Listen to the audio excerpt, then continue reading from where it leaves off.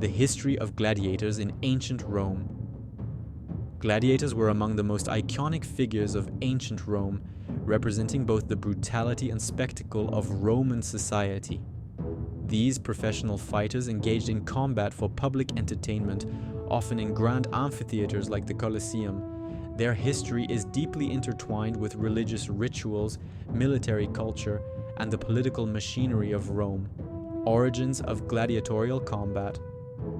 The tradition of gladiatorial combat is believed to have originated with the Etruscans, who inhabited central Italy before the rise of Rome. Evidence suggests that they held ritualistic fights at funerals, known as munera, to honor the deceased. These early contests were not meant for entertainment but served as a form of human sacrifice, ensuring that the spirits of the dead would be accompanied by warriors in the afterlife. As Rome absorbed Etruscan culture, these combats evolved into public spectacles, moving from private funeral rites to grand events sponsored by politicians and emperors. The first recorded Roman gladiatorial games took place in 264 BC, organized by the sons of Decimus Junius Brutus in honor of their deceased father. Over time, these contests grew in scale, shifting from solemn rituals to massive public events aimed at gaining political favor and appeasing the masses. Types of gladiators, their weapons, and fighting styles. Gladiators were classified into different categories based on their armor, weapons, and fighting styles. Some of the most well-known types included 1. Murmillo, armor, and weapons, a large rectangular shield, scutum, a short sword, gladius, and a crested helmet. Fighting style, often fought against lighter-armed opponents like the retiarius. Their fighting style was reminiscent of Roman legionaries, relying on strength and endurance. Second retiarius, net fighter. Armor and weapons, a weighted net, rete, a trident, and a small dagger, pugio. He wore little armor, usually only a metal shoulder guard, galeris, on his left arm. Fighting style depended on speed and agility. He attempted to entangle his opponent with the net before striking with the trident. Third Samnite. Armor and weapons, a large oblong shield, a short sword, a plumed helmet, and greaves. Fighting style. One of the earliest types of gladiators, inspired by the warriors of the Samnite tribe, a former enemy of Rome. Fourth Thracian. Armor and weapons, a curved short sword, sica, a small round shield, parma, and a helmet with a wide brim. Fighting style, focused on agility and rapid movements, using the curved sword to bypass enemy defenses. Fifth, secutor, pursuer. Armor and weapons, a smooth rounded helmet with small eye holes, a scutum, and a gladius. Fighting style, designed to counter the retiarius. The helmet prevented the net from catching, and he relied on heavy armor and powerful strikes. Sixth, hoplomachus. Armor and weapons, a small round shield, a long spear, and a dagger. Fighting style, modeled after Greek hoplite warriors, using the spear to keep opponents at a distance. There were many other types of gladiators, some based on conquered peoples or specific fighting styles. Gladiators were often matched to create dramatic, uneven fights that excited the audience. Gladiatorial schools, ludi, and training gladiators were typically trained in specialized schools known as ludi, which were managed by a trainer called a lanista.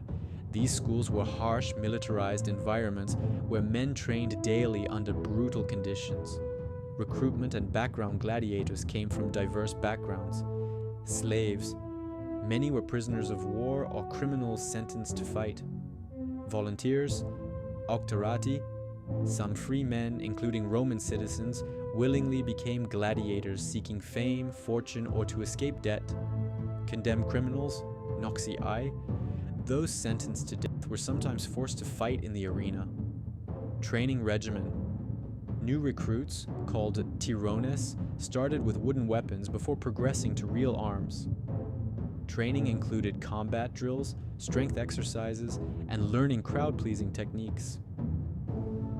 Fighters specialized in particular styles, often training for months or years before facing combat.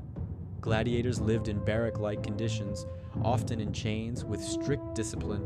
However, successful gladiators could earn wealth, status, and even freedom. Some became celebrities idolized by the Roman public, political, and social functions.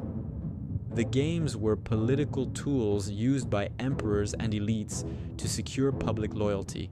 Roman leaders, especially during the Republic and early Empire, sponsored lavish games, munera, to curry favor with the populace. Bread and circuses, panem et circenses, symbolized this strategy, providing food and entertainment to maintain public contentment and divert attention from political issues.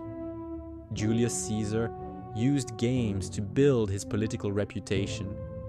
In 65 BCE, as an aedile magistrate, he staged extravagant contests, reinforcing his image as a man of the people. Emperor Commodus, unlike most emperors who staged games for public support, Commodus personally participated in the arena, presenting himself as a gladiator to elevate his status as a warrior leader. Economic impact. The gladiatorial industry was a major economic force, employing thousands, trainers, physicians, animal keepers, and armorers. The games also drove commerce, as vendors sold food, souvenirs, and gambling opportunities. The construction and maintenance of arenas like the Colosseum required vast resources, boosting employment. The structure of the games, gladiatorial games, followed a structured format. 1. Morning events, venaciones, wild beast hunts, showcasing exotic animals like lions and elephants. 2. Public executions, criminals and prisoners faced brutal deaths, sometimes reenacting myths. Third afternoon, spectacles, gladiatorial combat, often one-on-one duels or large-scale battles. Some contests featured themed scenarios such as naval battles, namachiae. Key arenas, the Colosseum and beyond. The Colosseum, Flavian Amphitheater, built in 70 to 80 CE under emperors Vespasian and Titus, it seated up to 50,000 spectators. It featured underground chambers, hypogum, for gladiators and animals, and a complex system of pulleys and trapdoors. Diet and medical care. Despite the brutality, gladiators received a high-protein diet, barley, beans, and meat, and medical attention, as they were valuable investments for their owners. Chances of survival. Contrary to popular belief, not every match ended in death. Gladiators were expensive to train, so organizers preferred dramatic but survivable battles. Survival depended on skill and popularity. A skilled, charismatic fighter had better chances. If a defeated gladiator fought bravely, the crowd or emperor might grant missio, mercy. Match type. Some fights were to the death, while others aimed for surrender. Sponsorship and betting. Gladiators became celebrities, with fans and gamblers influencing their fate. Rewards and the hope of freedom. Successful gladiators could achieve wealth and status. Prize money and gifts. Winning matches brought gold, fame, and even romantic liaisons with Roman noblewomen. Freedom, rudis. A gladiator who fought well over time could be awarded a rudis, wooden sword, symbolizing retirement and freedom. Elite status. Some became trainers, bodyguards, or even entertainers in high society.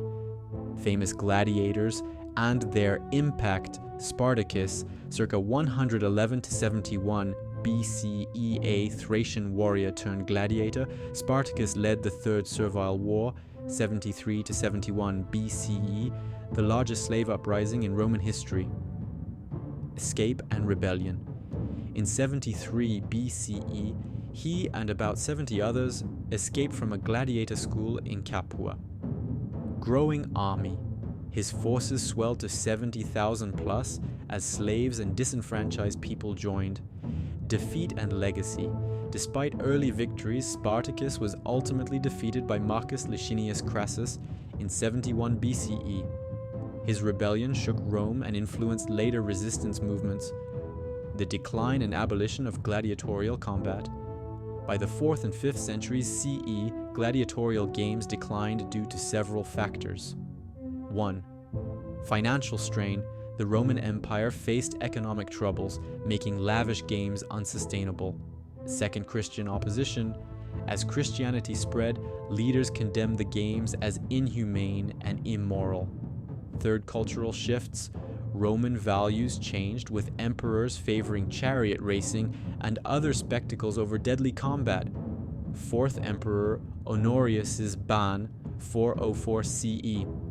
After the monk Telemachus attempted to stop a gladiator fight and was killed, Honorius was reportedly moved by the act and banned gladiatorial combat. The legacy of gladiators endures today in literature, film, and historical memory.